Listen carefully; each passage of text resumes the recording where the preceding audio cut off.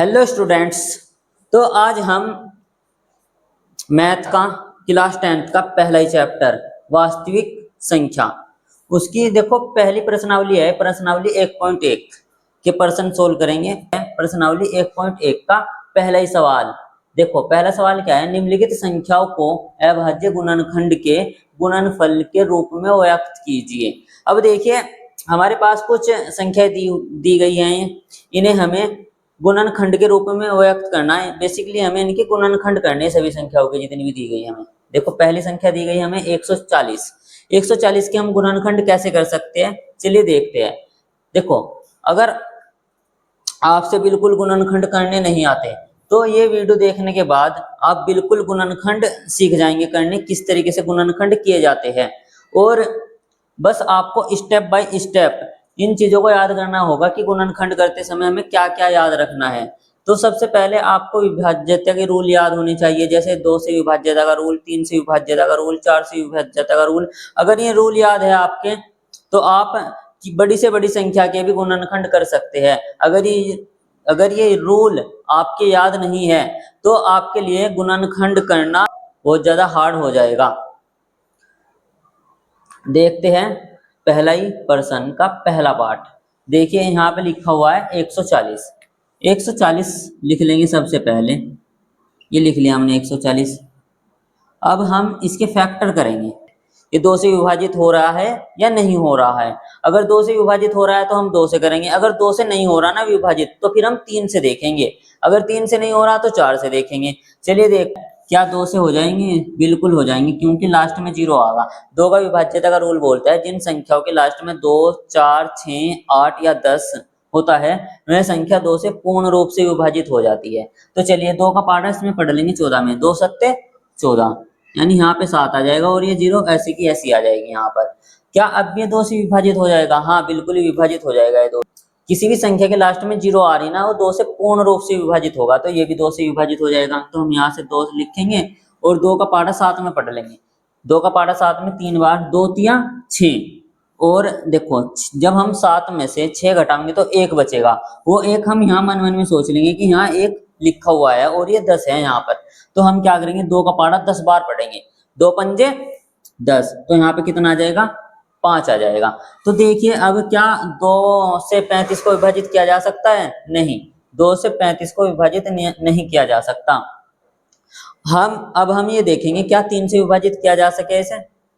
तो देखो 3 का विभाज्यता का रूल ये कहता है अगर संख्याओं का योग 3 से विभाजित हो जाता है तो वह संख्या भी 3 से विभाजित हो जाएगी। अब हम इन दोनों संख्याओं का योग कर लेंगे, 3 और 5, 3 और 5 का योग करेंगे अगर हम तो कितना आ जाएगा, 8 आ जाएगा। लेकिन अगर हम इसे 3 से विभाजित करेंगे यानी कि भाग करेंगे 3 से, देखो कुछ शेष बचेगा, तो इसका मतलब है 3 से पूर्ण रूप से विभाजित नहीं हो रहा। इसका मतलब तो हम ये कह सकते हैं 3 से विभाजित नहीं होने का। तो हम 4 से देखेंगे, 4 का विभाज्यता का रूल भी आपको पता होना चाहिए। देखो 4 से विभाज्यता का रूल ये कहता है जिस संख्या के लास्ट में 4 या 8, 16 या फिर 20, 24 मतलब 4 का मल्टीपल होता है वह संख्या 4 से विभाजित हो जाती है। तो देखिए 4 से भी नहीं विभाजित होने का क्योंकि लास्ट में 5 आएगा। अब हम देखेंगे क्या ये 5 से विभाजित हो जाएगा? बिल्कुल, जिस संख्या के लास्ट में 0 या 5 होता है वह संख्या 5 से विभाजित हो जाती है। तो हम यहाँ पे लिख लेंगे 5, लिख लिया हमने। अब 5 का पारा क्या बार पढ़ेंगे हम कि 35 आ जा, 7 बार, तो 5 सत्ते कितने होते हैं, 35। अब आया हमारे पास 7। अब हम ये देखेंगे क्या 7 किसी पहाड़े में आता है? देखो 7 के ही पहाड़े में आता है और किसी के पहाड़े में नहीं आता। तो हम यहाँ पे लिख लेंगे 7 और 7 का पहाड़ा कितनी बार चलेगा, 1 बार चलेगा।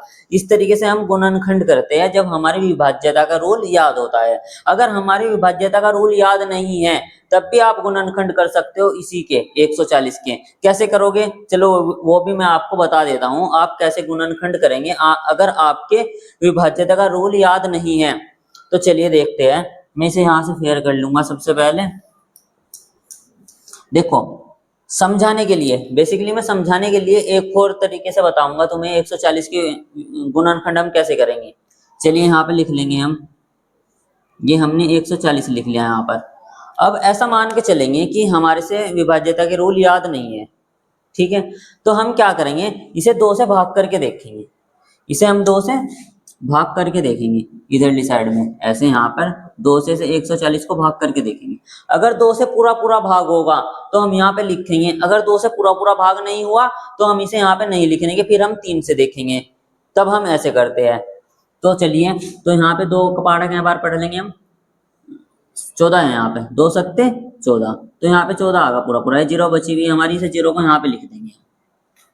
तो कितना आया 2 से विभाजित करके, एक तरीके से हमारे पास 70 आ गया, तो हम यहाँ पे लिख लेंगे 70। क्या ये 70 2 से विभाजित हो सकता है? तो हम इसे 2 से भाग करेंगे यहाँ पे इधरली साइड में। हमें ये वैसे अभी नहीं लिखना यहाँ पे, है ना, ये तभी लिखना हमें जब ये विभाजित हो जाएगा 2 से। चलिए देखते हैं क्या 70 2 से विभाजित हो जाएगा। देखिए 2 का पहाड़ा हमें 7 से कम कम में पढ़ना, तो 2 तिया 6, तो 2 तिया 6 होता है, तो लिख दिया हमने। 7 में से 6 घटाएंगे तो 1 बचेगा, ऊपर से हम 0 उतार लेंगे, 10 हो जाएगा। फिर यहाँ पे कितना आ जाएगा, 2 पंजे 10, तो ये 2 से पूरा पूरा विभाजित हो गया है 70। ये 70 यहाँ पर 2 से पूरा पूरा विभाजित हो गया है। तो अब हम क्या करेंगे, यहाँ पे 2 लिख लेंगे, और जो भाग करके आया हमारे पास कितना आया 35, तो 35 को हम यहाँ पे लिख लेंगे। अब हम 35 को 2 से विभाजित करेंगे, भाग करेंगे एक तरीके से, हमें पता नहीं कि ये 2 से भाग होगा कि नहीं होगा। हमने 35 लिख लिया यहाँ पर, हम पाड़ा पढ़ेंगे, इसमें 2 ही कम 2 घटाया, इसमें से 3 में से 2 1 आगा, ऊपर से 5 उतार लिया, ये होगा 15। अब 2 सत्ते 14, यहाँ पे 14 लिख लिया और घटाया, तो एक शेष बच रहा हमारे पास। देखिए अगर शेष बच रहा ना, तो हम 2 से विभाजित नहीं कर सकते फिर इसे। अब हम 3 से देखेंगे, ऐसे ही भाग करके, तो 3 से देखेंगे, क्या 3 से विभाजित हो जाएगा? ये कितना है 35, तो ये 3 से 3 ही कम 3 उतार लिया, 5 होगा। देखो अब फिर 3 का पहाड़ा एक बार ही पढ़ेंगे, 3 ही कम 3, यहाँ पे भी हमारे पास 2 शेष बच रहा, इसका मतलब हम 3 से भी नहीं से विभाजित कर सकते। अब हम इसी तरीके से 4 से देखेंगे, क्या 4 से विभाजित कर सकते हैं हम इसे 35 को? इसमें ना 35 में पढ़ेंगे हम 4 का पहाड़ा, 4 अट्ठे 32, तो यहाँ पर भी हमारे पास कितना शेष बच रहा, 3 शेष बच रहा यहाँ पर भी। तो इसका मतलब तो हम 4 से भी नहीं पढ़ सकते पहाड़ा यहाँ पर। अब हम देखेंगे 5 से, क्या 5 से पढ़ सकते हैं हम पहाड़ा? तो यहाँ पे हम देखते हैं ऐसे भाग करके,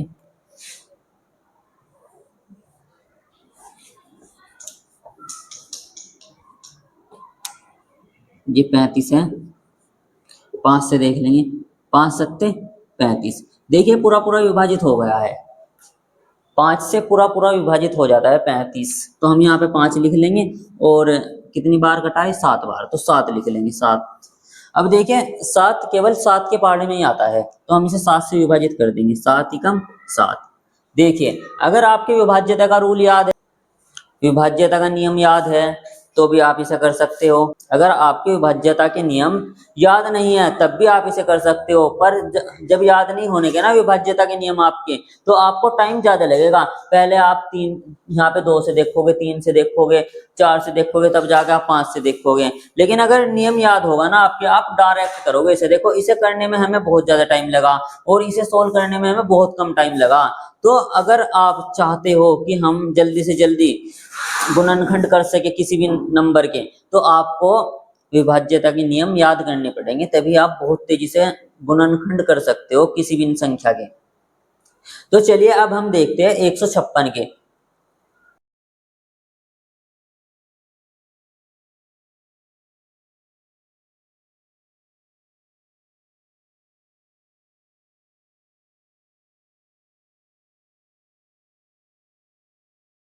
ये है 156। देखिए हम इसे ना 2 से विभाजित करेंगे, क्या है 2 से विभाजित हो जाएगा? देखो 2 का विभाज्यता का नियम कहता है अगर किसी संख्या के लास्ट में 6 है ना, तो वो 2 से विभाजित हो जाएगा। तो हम इसे 2 से विभाजित कर लेंगे, यहाँ पर 2 यहाँ लिखेंगे, डालेंगे, 2 सत्ते 14, तो यहाँ 7 लिख लेंगे, और 15 में से 7 घटाएंगे तो 1 बचेगा, वो 1 हम ना यहाँ लिख लेते हैं ऐसे, कितना होगा ये 16।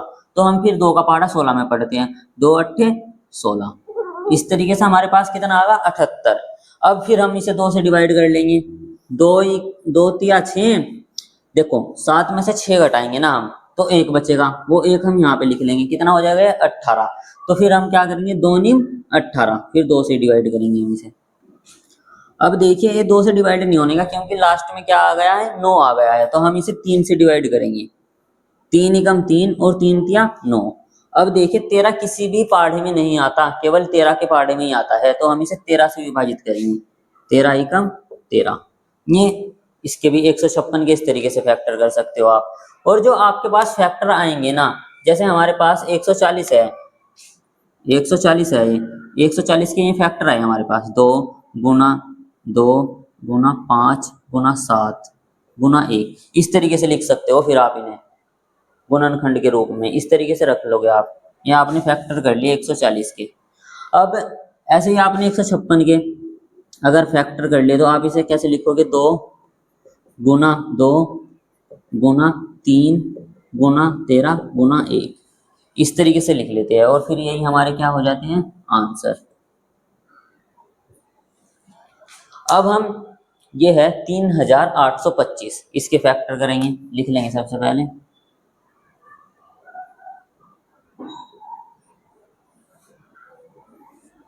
चलिए देखते हैं ऐसे भी। देखो लास्ट में 5 आएगा, 2 से तो विभाजित होने का नहीं है। अब हम 3 से चेक कर लेते हैं, 3 से विभाजित होगा कि नहीं होगा। या तो हम संख्याओं को जोड़ लेंगे सबसे पहले। संख्याओं का योग अगर 3 से विभाजित होगा तो तब भी ये 3 से विभाजित हो जाएगा।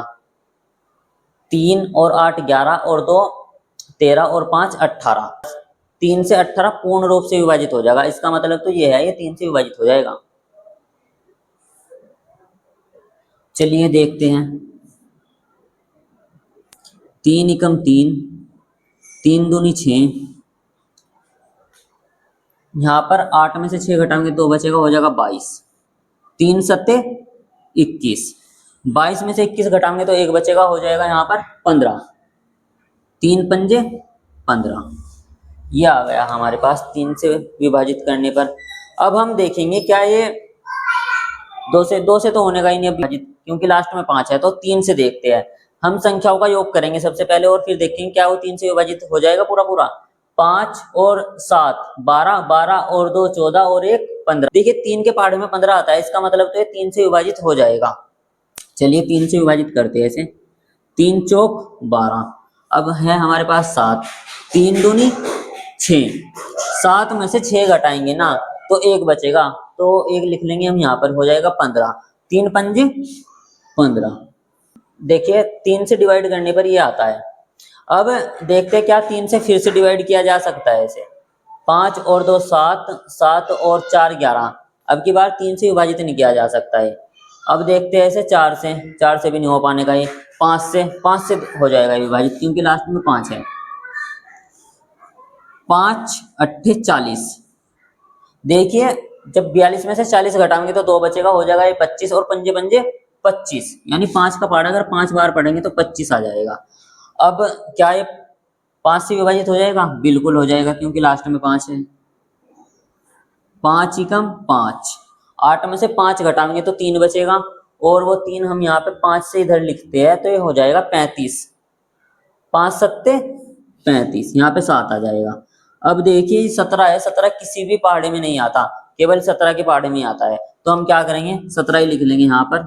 17 एकम 17। इस तरीके से हमने 3825 के भी फैक्टर कर लिए हैं। बहुत ज्यादा आसान है, बस आपको एक बार समझने की जरूरत है कि फैक्टर हो किस तरीके से रहे हैं। अगर आपने उस चीज को समझ लिया ना, तो फिर आप कोई से भी नंबर का, किसी भी संख्या के गुणनखंड कर सकते हो फिर आप। तो चलिए देखते हैं इसके गुणनखंड हमारे पास क्या है। 3 गुना 3 गुना 5 गुना 5 गुना 17, यही आंसर रहेगा इसका। तो इस तरीके से हमने देखिए 3 संख्याओं के गुणनखंड कर लिए हैं, और ये गुणनखंड करने भी बहुत ज्यादा आसान है। अब हम देखते हैं 5005, इसके गुणनखंड किस तरीके से करेंगे। ऐसे ही करेंगे जैसे इनके करे हैं, तो यहाँ से फेयर कर लेते हैं हम इसे सबसे पहले।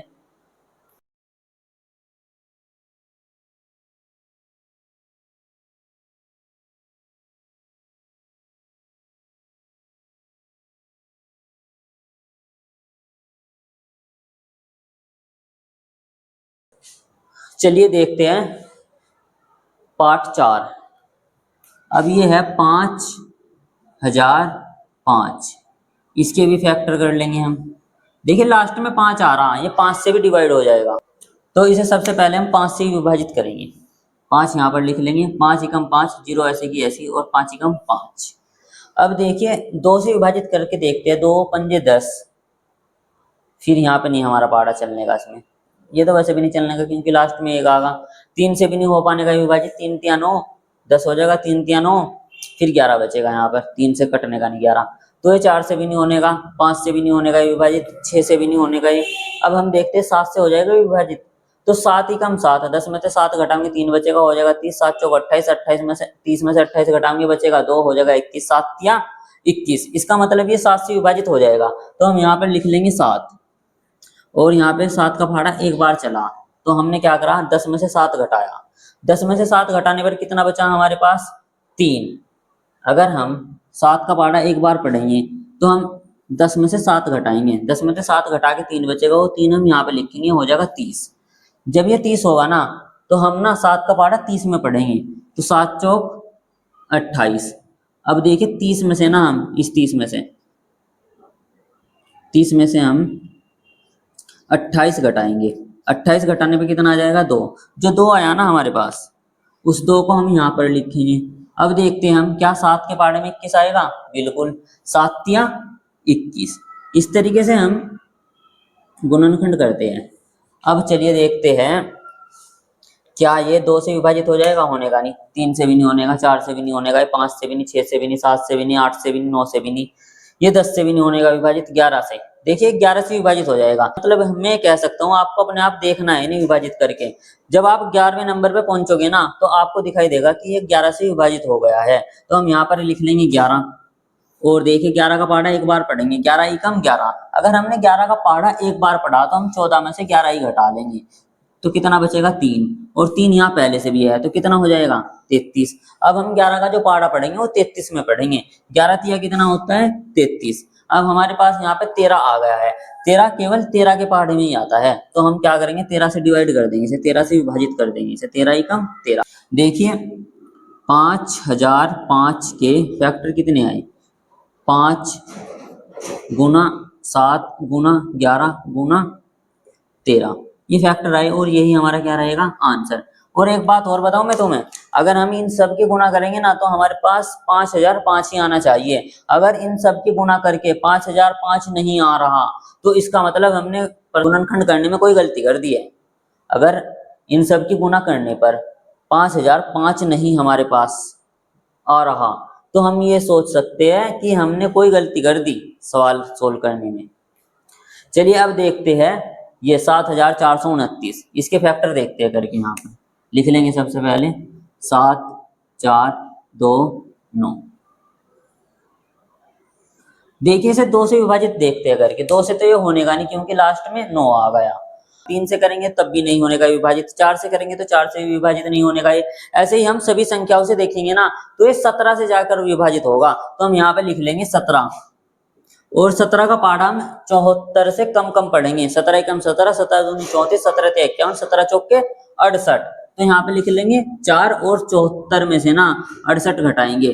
देखिए यहाँ 14 में से 8 गए, 6 बचेंगे, तो जो यहाँ तक का तो हमने कर लिया था काम, यानी 74 में से हमने 68 को घटाया, 6 बचे, तो हमारा 6 यहाँ पे आएगा। अब ये होगा 62। अब इसमें पढ़ेंगे हम पाढ़ा, 17 एकम 17, 17 दूनी 34, 17 तिया 51, 17 चौके 68, 17 तिया 51, यहाँ पे चल जाएगा 17 का पाढ़ा, 17 तिया 51, तो 62 में से 51 को घटाएंगे 1, और यहाँ पे भी 1, कितनी बार चला पाढ़ा, 3 बार, 17 तिया 51। अब कितना आया, 11 आया हमारे पास, 11 को यहाँ पे लिख देंगे हम, ये होगा 119। क्या 17 के पाढ़े में 119 आता है, बिल्कुल आता है, 17 सत्ते 119 होता है। अब क्या ये 17 से डिवाइड हो जाएगा, 17 से तो हो नहीं पाने का, ये 18 से भी नहीं होने का विभाजित, हम देखेंगे 19 से, क्या 19 से विभाजित हो जाएगा ये। देखिए 19 एकम 19, 19 दूनी 38, यहाँ पे 2 बार चलेगा पाढ़ा, और इस 43 में से ना हम 38 घटाएंगे, 38 घटाने पे कितना बचेगा, 13 में से 8 गए, 5 आ गए यहाँ पर, और वो 5 ना हम इस 7 से पहले लिखेंगे, यानी 57 हो जाएगा।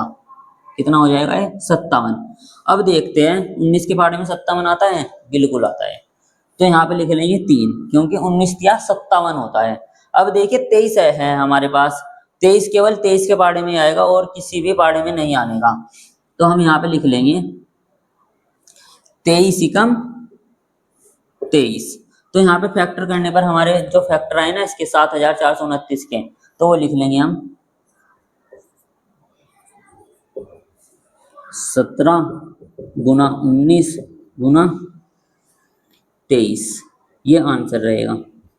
तो देखा आपने, बहुत ज्यादा आसान है गुणनखंड करना।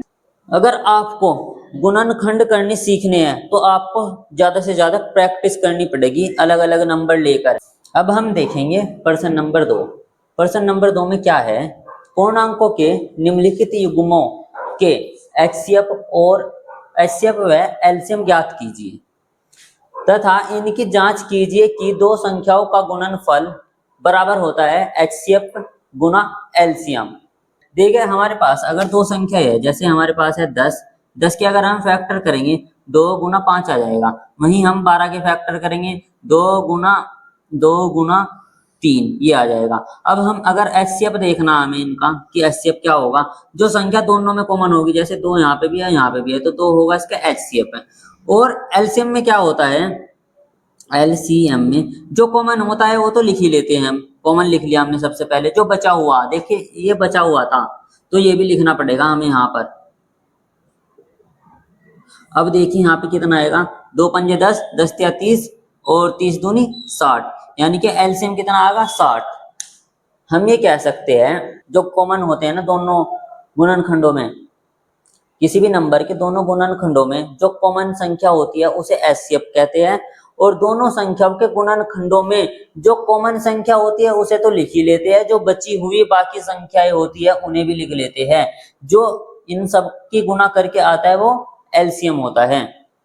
तो इस तरीके से आप जान सकते हो HCF और एलसीएम को। अब हम देखेंगे 26 और 91 का HCF और एलसीएम, और फिर हम इनकी जांच भी करेंगे। भी होता है पहली संख्या गुना दूसरी संख्या बराबर होता है HCF गुना LCM। यहाँ पर इसी नियम को हम वेरीफाई करेंगे एक तरीके से, संख्याओं का गुणनफल और HCF और LCM का गुणनफल। देखते हैं हम क्या बराबर आएगा या नहीं आएगा। पहले तो हम इन दोनों संख्याओं का, ये A है ये B है, इन दोनों संख्याओं के हम HCF और LCM निकाल लेंगे। देखो ये संख्या तो है हमारे पास दोनों, यानी A का मान भी है B का मान भी है, लेकिन हमारे पास क्या नहीं है, HCF नहीं है और LCM नहीं है। तो हमें सबसे पहले HCF और LCM निकाल लेना। जैसे ही हम HCF और LCM निकाल लेंगे तो फिर हम क्या करेंगे, A गुना B करेंगे और HCF गुना LCM करके देखेंगे क्या इन दोनों संख्याओं का जो मान होगा क्या वो बराबर है। अगर वो बराबर है तो हम फिर कह देंगे हाँ हमने जांच कर ली, बिल्कुल सही है HCF और LCM। अगर बराबर नहीं हुआ तो हमारे से कुछ गलती हो रही होगी, वैसे तो बराबर ही होगा वो, है ना। सबसे पहले हम क्या करेंगे, 26 के फैक्टर कर लेंगे।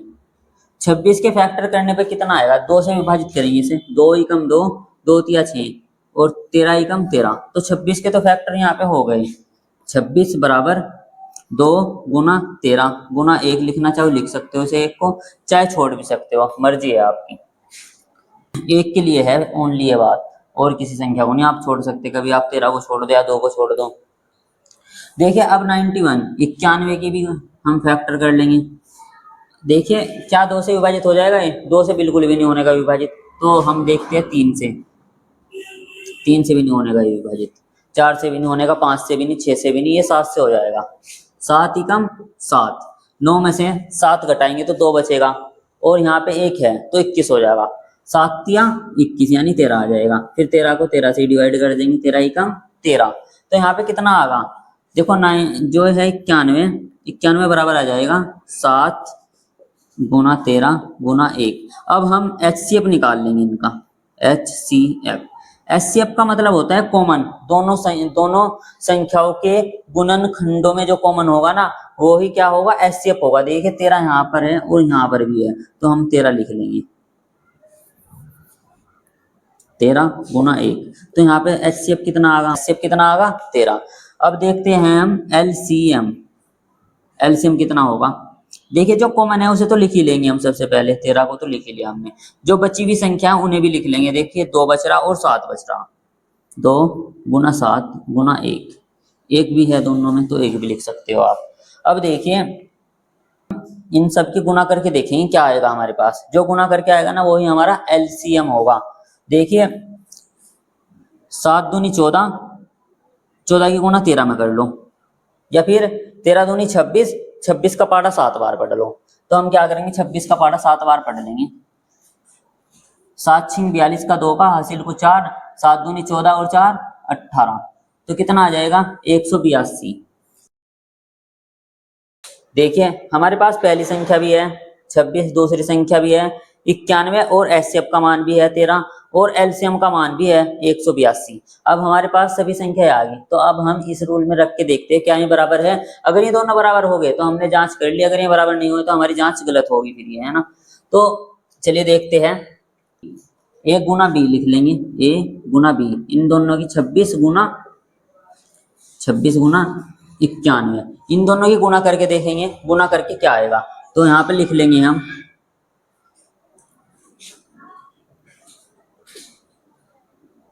26 गुना 91।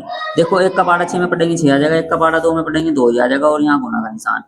9 छिंग 54, 54 का 4 का हासिल को 5, 9 दूनी 18, 18 और 5 23, तो यहाँ पे कितना आ गया 6 6 3 2, कितना आ गए 23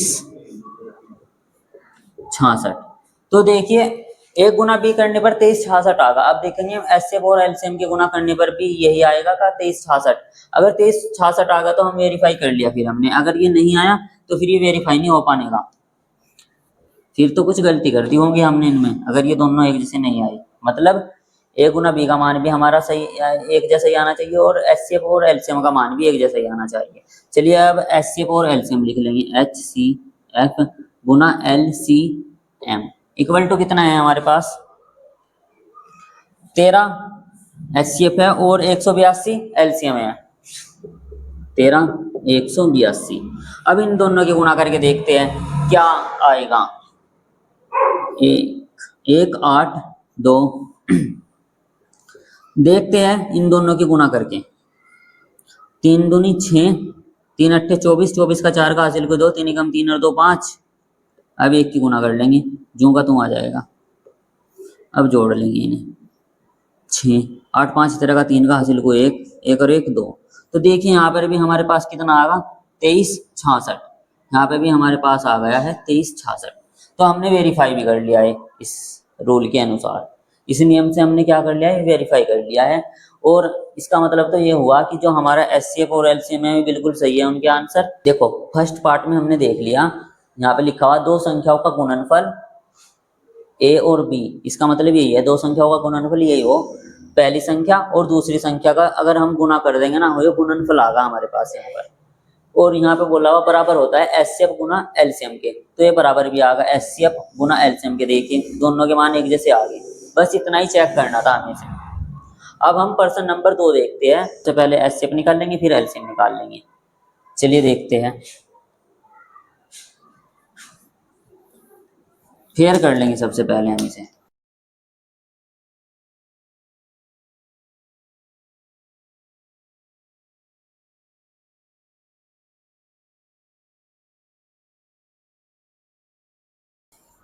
देखिए यहाँ पे 510 है और 92 है, सबसे पहले 510 के फैक्टर कर लेंगे। 510 2 से डिवाइड करेंगे इसे, 2 दूनी 4 और यहाँ पे हो जाएगा 2 पंजे 10 और 2 पंजे 10, 3 से डिवाइड करेंगे, 3 अट्ठे 24 और 3 पंजे 15, फिर 5 से करेंगे डिवाइड, 5 एकम 5, 5 एकम 5, 8 में से 5 घटाएंगे 3 बचेगा, हो जाएगा 35, 5 सत्ते 35। देखो 17 17 से डिवाइड होगा तो 17 एकम 17। तो हमारे पास 510 के फैक्टर कितने आ गए, गुणनखंड कितने आ गए 510 के, 2 गुना 3 गुना 5, 2 गुना 3 गुना 5 गुना 17 गुना 1, हमने 510 के फैक्टर तो कर लिए, अब हम करेंगे 92, 92 के फैक्टर कर लेंगे। अब हम इसके फैक्टर देखते हैं क्या आएंगे। 2 चौक 8 और 2 छिंग 12, 2 दूनी 4 और 2 तिया 6, 23 कम 23। तो यहाँ से हमारे फैक्टर कितने आ जाएंगे, देखिए यहाँ से फैक्टर आ जाएंगे 92 equal to 2 cross 2 cross 23 multiply 1। देखिए यहाँ पर 92 के भी फैक्टर कर लिए हमने, 510 के भी कर लिए। अब हम इनके एचसीएफ और एलसीएम ज्ञात करेंगे। एचसीएफ निकाल लेंगे सबसे पहले, एचसीएफ। एचसीएफ क्या होगा इसका, देखिए 2 यहाँ पर है, 2 यहाँ पे भी है, और तो कहीं 2 है नहीं, इसमें तो 2 ही आएगा हमारा एक तो। अब हम देखेंगे क्या 3 यहाँ पर है इस वाले में 92 के गुणनखंडों में, नहीं 3 नहीं है यहाँ पे, 5 भी नहीं है इनमें, 17 भी नहीं है इनमें। ये वाला 2 510 के फैक्टरों में नहीं है, क्योंकि हमने ये तो पहले ही लिख लिया था, इसे तो देखना नहीं हमें। अब हम देखेंगे 23 यहाँ है, नहीं है, तो हम ये कह सकते हैं 1 है दोनों में, तो 1 लिख लो, बराबर क्या होगा 2 ही होगा, यानी एचसीएफ तो आएगा हमारा यहाँ से 2। अब देखते हैं एलसीएम कितना आएगा यहाँ से। एचसीएफ, जो एचसीएफ होता है उसे जो का तुम लिख लेते हैं सबसे पहले, यानी 2 आया था हमारा दोनों में, तो 2 हमने यहाँ पे लिख लिया ऐसा कैसा ही। अब देखिए जो संख्या बची हुई है ना, हमें सभी संख्या लिखनी है। अब हमें देखिए ये बचा हुआ पूरा 3 5 17 23 2, ये आ गया हमारे पास। चलिए देखते हैं, सबसे पहले हम जब इनके गुना करेंगे ना एलसीएम में, तो हम क्या करेंगे, सबसे पहले इन नंबरों की गुना कर लेंगे। 2 के गुना 3 में करेंगे, 2 तिया 6 हो जाएगा, और 6 पंजे 30। यहाँ पर हमारा कितना होगा ये 30, और यहाँ पे 17 है, और यहाँ पे इसकी 23 के गुना इसमें कर दो, ये 46 हो जाएगा यहाँ पर। अब देखिए 30 के गुना में 17 में कर लेंगे, 17 में करने के बाद फिर हम उसकी गुना 46 में कर लेंगे, फिर पता चल जाएगा हमें गुना करने पर क्या आएगा हमारा। देखिए करते हैं, चलिए यहाँ पे लिख लेंगे हम 30, ये 17 तिया 51 होगा यहाँ पर, यानी कि कितना आएगा हमारे पास 510। चलो ऐसे ऐसे ही कर लेंगे गुना के हिसाब से ही, हम 17 की गुना 30 में करेंगे, 0 की 0 आगे, 0 की 0 आगे, गुना का निशान, 3 7 21 का 1 का हासिल को 2, 3 एकम 3 और 2 5, तो यहाँ पे 0 1 5, ये आगा 510। इसका मतलब हम ये कह सकते हैं 510 गुना 46। अब 510 की गुना 46 में देखते हैं करके क्या आएगा, वही हमारा फाइनल आंसर रहेगा।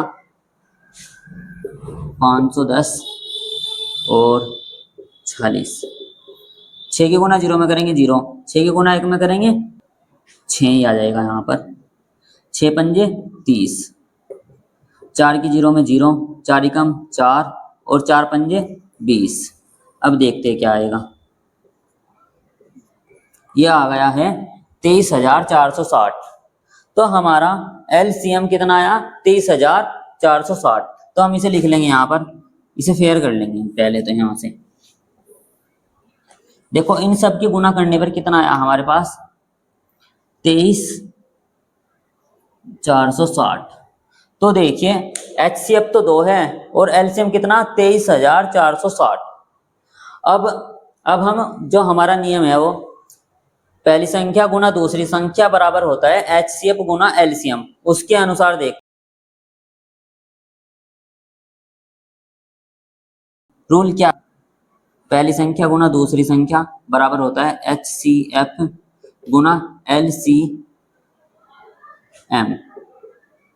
देखिए पहली संख्या क्या है 510, 510 लिख लिया। अब देखते हैं 92, बी का मान है 92 बराबर एचसीएफ, एचसीएफ का मान कितना है 2 है, और एलसीएम का मान है 23,460।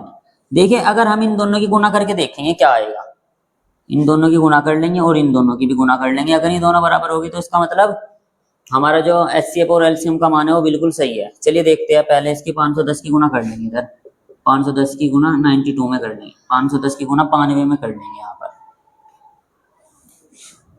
0, 2 की गुना 0 में करेंगे 0 आ जाएगा, 2 की गुना 1 में करेंगे 2 आ जाएगा, 2 पंजे 10 आ जाएगा यहाँ पर। गुना का निशान, 9 की गुना 0 में करेंगे 0 ही आ जाएगा, 9 का पार्ट एक बार पढ़ेंगे 9 आ जाएगा, 9 पंजे 45।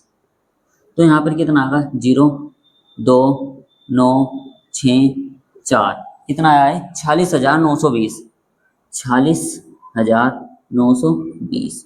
इन दोनों संख्याओं की गुना करने पर तो 46,920 आ गया। अब इनकी देखते हैं गुना करने पर, देखो 2 की गुना 0 में करेंगे 0 ही आ जाएगा, 2 छिंग 12 का 2 का हासिल को 1, 2 चौक 8 और 1 9, 2 तिया 6, 2 दूनी 4।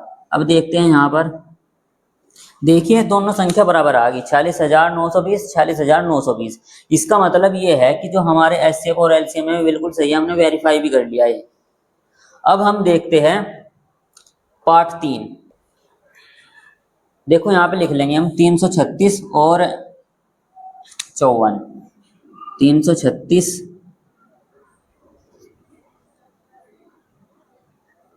और 54, इन दोनों संख्याओं के फैक्टर कर लेंगे। सबसे पहले गुणनखंड करके देखते हैं इनका एचसीएफ क्या आएगा और एलसीएम क्या आएगा। 336 के फैक्टर कर लेंगे, देखो 2 से भाग करेंगे इसे, 2 एकम 2, यहाँ से 3 में से 2 घटाएंगे हो जाएगा यहाँ पर 1 बचेगा, हो जाएगा 13, 2 छिंग 12, यहाँ पे 12 13 में से घटाएंगे 1 बचेगा, हो जाएगा 16, 2 अट्ठे 16, फिर 2 से डिवाइड करेंगे 2 अट्ठे 16, 2 चौक 8, फिर 2 से डिवाइड करेंगे 2 चौक 8, 2 दूनी 4, फिर 2 से डिवाइड करेंगे 2 दूनी 4 और 2 एकम 2, 3 से डिवाइड करेंगे 3 सत्ते 21 और 7 एकम 7। अब हमारे पास इनके गुणनखंड कितने आए देख लिख लेते हैं, 2 गुना 2 गुना 2 गुना 2 1 2 3 4, 1 2 3 4 गुना 3 गुना 7, ये हमारे पास क्या आ गए फैक्टर, गुणनखंड आ गए यहाँ पर। अब 54 के भी कर लेंगे, यहाँ पे 54 के देखते हैं क्या आएंगे, 2 दूनी 4, 2 दूनी 4, 5 में से 4 घटाएंगे 1 बचेगा, हो जाएगा 14, 2 सत्ते 14, 3 से काट देंगे 3 नम 27, 3 तिया 9, 3 एकम 3।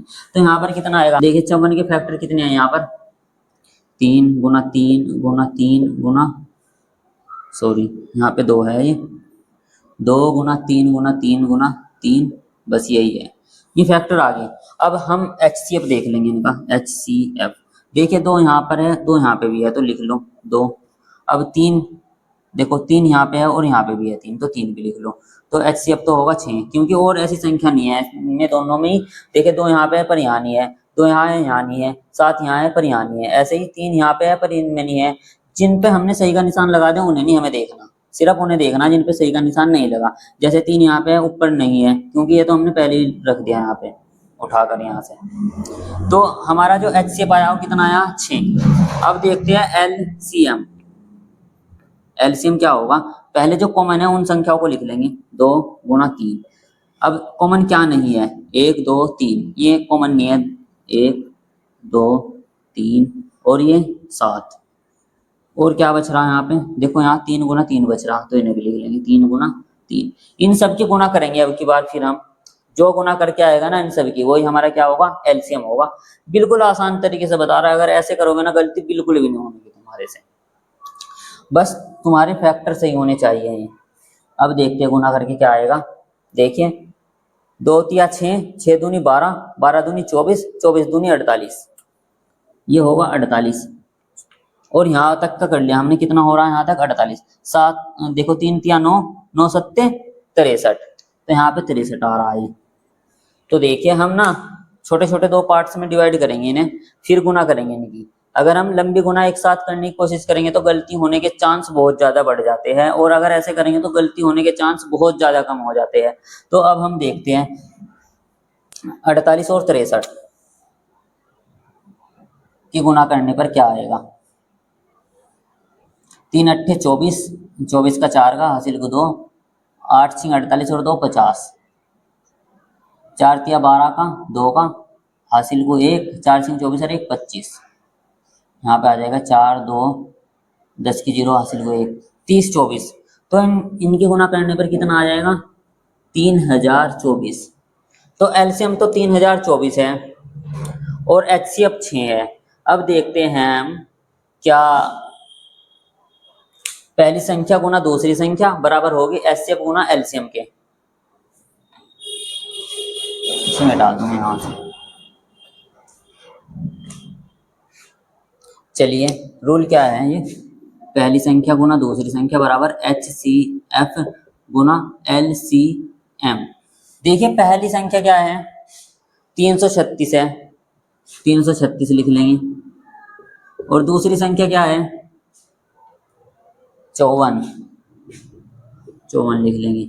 अब देखिए HCF कितना आया हमारा, HCF कितना आया 6, 6 लिख लेंगे। और मल्टीप्लाई LCM कितना आया 3024, 3024 LCM आया। अब देखिए इन दोनों की गुणा करने पर देखेंगे हम क्या ये दोनों बराबर होंगे या नहीं होंगे। चलिए इनकी जांच करते हैं हम कैसे करें। पहले 336 की गुणा कर लेंगे हम 54 में, 4 सिंह 24 का 4 का हासिल को 2, 4 तिया 12 और 2 14 का 4 का हासिल को 1, 4 तिया 12 और 1 13, 5 छंग 30 की 0 हासिल को 3, 5 तिया 15 और 3 18 का 8 का हासिल को 1, 5 तिया 15 और 1 16। अब जोड़ते हैं इन्हें, 4 4 8 और 3 11 का 1 का हासिल को 1, 1 और 1 2 और 4 8, ये होगा 18,144। देखते हैं इन दोनों की गुणा करने पर भी यही आएगा था। 3 30 24 6, 4 सिंह 24 का 4 का हासिल को 2, 4 दूनी 12 सॉरी 6 दूनी 12, 12 और 2 14, 14 का 4 का हासिल को 1, हासिल ऐसा कैसा ही आ जाएगा क्योंकि 6 गुना 0 में करेंगे 0 हो जाएगा, 1 ऐसा कैसा ही 6 18। तो यहाँ पर देखिए 18,144, 18,144 यानी 18,144 और 18,144 दोनों में सेम सेम आ गया। इसका मतलब हमने वेरीफाई कर लिया, जांच कर ली। यहाँ पर लिख भी सकते हो आप, जांच करने जांच करने पर हमने देखा क्या आया हमारा, पहली संख्या और दूसरी संख्या का मान भी सेम है और HCF गुना LCM का मान भी सेम है, दोनों का मान एक जैसा है। इसका मतलब हमारा जो HCF है और LCM है वो बिल्कुल सही है, उसमें कोई गलती नहीं हुई है। प्रश्न नंबर 3 में 3 ही पार्ट है और ये बहुत ज्यादा आसान है। इसमें लिखा हुआ है अभाज्य गुणनखंडन विधि द्वारा निम्नलिखित पूर्णांकों के HCF और LCM ज्ञात कीजिए। यहाँ पे देखिए हमें 3 संख्याएं दे रखी है, आप फिर इन्हें पूर्णांक भी बोल सकते हो आप। यहाँ पे देखो 12 15 और 21। सबसे पहले हम इनके फैक्टर करेंगे, फैक्टर करके HCF और LCM निकाल लेंगे। जैसा कि हमने प्रश्न नंबर 1 करा था और प्रश्न नंबर 2 करा था, उसमें भी हम फैक्टर कर चुके हैं। इसी तरीके से हम यहाँ पे भी फैक्टर करेंगे। चलिए देखते हैं, 12 लिख लेंगे सबसे पहले, फिर 12 के फैक्टर कर लेंगे। सबसे पहले 2 छिंग 12 और 2 तिया 6, 3 एकम 3, 15 के करेंगे फैक्टर, 3 पंजे 15, 5 एकम 5, 21 के फैक्टर कर लेंगे, 3 सत्ते 21 और 7 एकम 7। तो यहाँ पे हमने इनके फैक्टर कर लिए, यानी 12 इक्वल टू क्या आएगा 2 गुना 2 गुना 3, 2 गुना 2 गुना 3। एक को लिखना चाहो लिख सकते हो, अदरवाइज छोड़ सकते हो। यहाँ पे 15 है, 15 लिख लेंगे, इक्वल टू 3 गुना 5, 3 गुना 5। यहाँ पे 21 है, 21 के फैक्टर कितने हैं 3 और 7, 3 गुना 7। देखिए 3 यहाँ पे है, 3 यहाँ पे भी है, 3 यहाँ पे भी है। इसका मतलब HCF क्या होगा, HCF 3 हो गया। देखो 7 यहाँ है, इन दोनों में नहीं है, 5 यहाँ है, इन दोनों में नहीं है, ऐसे ही 2 यहाँ पे है, इन दोनों में नहीं है। इसलिए हमारा जो इसका HCF जो होगा ना, इन तीनों संख्याओं का जो HCF होगा वो 3 ही होगा। इन तीनों संख्याओं का जो HCF है वो कितना आ गया 3 आ गया यहाँ से। अब इनका LCM चेक करते हैं। LCM सबसे पहले तो हम जो कॉमन है वो लिख लेंगे, ये 3 3 3 3 तीनों में है था तो 3 को तो लिख ही लिया हमने। अब जो बचा हुआ वो सब लिख लेंगे। यहाँ पे 2 दूनी 4, या तो 2 गुना 2 लिख लो, यहाँ पे 2 गुना 2 लिख लिया, बचा हुआ था। और ये 5 बचा हुआ है, 5 लिख लिया। और यहाँ पे 7 बचा हुआ है। अब इनकी गुणा कर लेंगे, 3 दूनी 6, 6 दूनी 12, 12 पंजे 60, यहाँ से 60 आ गया है। 60 की गुणा 7 में करनी, यानी 6 सत्ते 42, यानी कि 420। कितना आएगा 420, यही आंसर है। एक आंसर ये आ गया और एक आंसर ये आ गया। तो देखिए HCF तो आ गया 3 और LCM आ गया 420। बिल्कुल ऐसे ही हम प्रश्न नंबर 3 का दूसरा भाग देखते हैं। सबसे पहले 17 के फैक्टर करेंगे, फिर 23 के फैक्टर करेंगे और जी फिर हम करेंगे 29 के फैक्टर। देखिए यहाँ पर 23 एक ऐसी 17 एक ऐसी संख्या है, 17 से डिवाइड किया जा सकता है और किसी से नहीं डिवाइड किया जा सकता 17 को। तो 17 एकम 17 और 23 भी ऐसी है, 23 एकम 23 और 29 भी ऐसी है, 29 एकम 29। यानी कि हम बोल सकते हैं 17 इक्वल टू 17 गुना 1 और 23 इक्वल टू 23 गुना 1 और जी 29 इक्वल टू 29 गुना 1।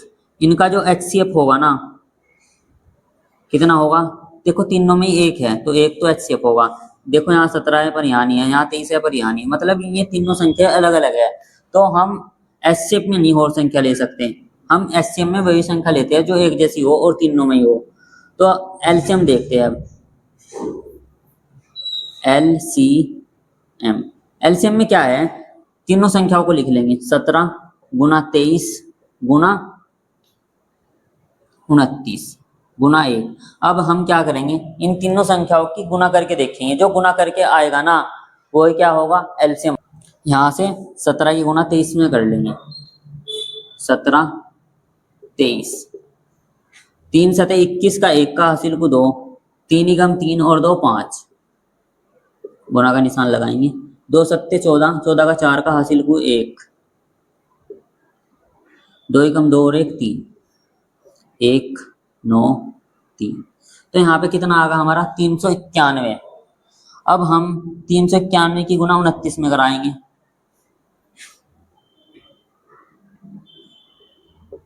बड़ी संख्या हमेशा ऊपर लिखा करो जब भी गुना करोगे तो आसानी हो जाएगी थोड़ी। 9 एकम 9, 9 नम 81 का 1 का 8 यहाँ पर आ जाएगा, 9 तिया 27, 27 और 8 35। अब 2 की गुना करेंगे, 2 एकम 2, 2 निम 18 का 8 का हासिल को 1, 2 तिया 6 और 1 7, 9 3, 13 का 3 का हासिल को 1। देखो 3 और 7 10 और 1 11, एक हासिल वाला भी आ जाएगा, ये आ जाएगा 11,339। कितना आ गए 11,339, यही आंसर है और एक आंसर ये है। यानी कि हम बोल सकते हैं इन तीनों संख्याओं के अगर हम फैक्टर करेंगे, फैक्टर करने पर HCF तो आएगा 1 और LCM आएगा 11,339। इस तरीके से चेक करोगे आप गुना कर करके इनकी, और फाइनल आंसर यहाँ पे लिख दोगे आप ऐसे, और ये रफ्तारी में करना आपको काम। अब देखते हैं इन तीनों संख्याओं का HCF और LCM। इसे यहाँ से फेयर कर लेंगे हम,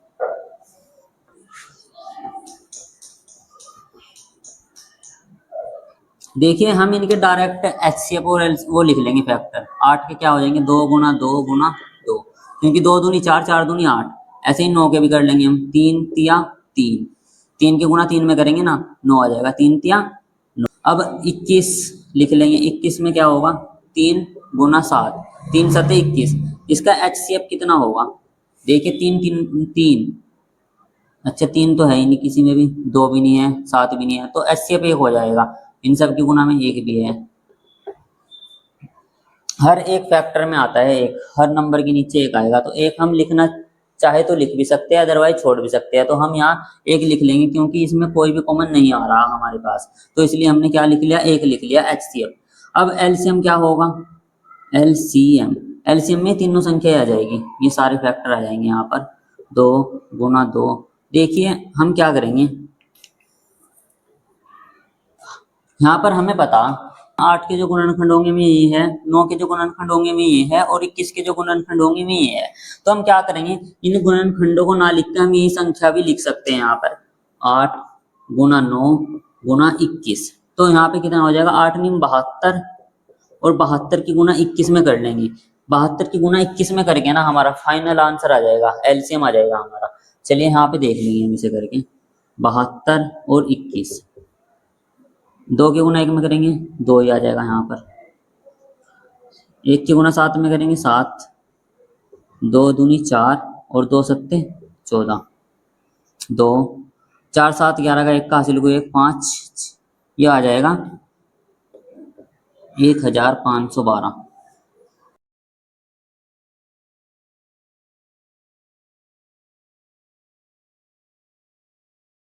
संख्याओं के गुणा करने पर 8 की, 9 की और 21 की आ गया 1512। और यही क्या है, एलसीएम। और एचसीएफ तो आ गया हमारा 1 और एलसीएम आ गया हमारा 1512। ये सवाल भी बहुत ज़्यादा आसान है। तो हम इसका सेकंड पार्ट लाएंगे, जो हमारे क्वेश्चन छूटे हुए हैं वो सेकंड पार्ट में हम कंप्लीट कर लेंगे।